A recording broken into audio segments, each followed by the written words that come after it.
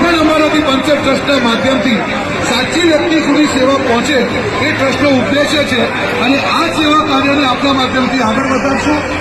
અને મારી તમામ બાળકોને એક જ મારી વિનંતી છે, તમે ભણો છો, તમે આવતીકાલના કલેક્ટર છો, આવતીકાલના ડોક્ટર છો, આવતીકાલના ટીચર છો.